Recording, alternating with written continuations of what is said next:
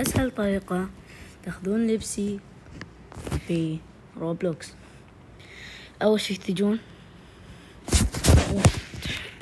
تبحثون عن اسمي، هذا راح أطلع لكم على الشاشة.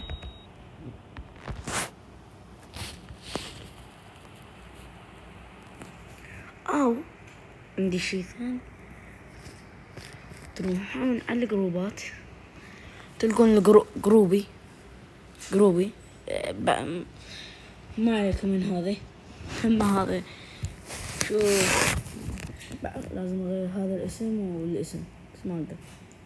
تروحون من جروبي تروحون على هاي ستور تلقون تيشيرت، اختاروا هذا لين الثاني يعني مو حلو، يعني مو حلو نفس ذاك. ان شاء الله غير الاسم. ما عليكم من هذا قاعد اسويه. وباي.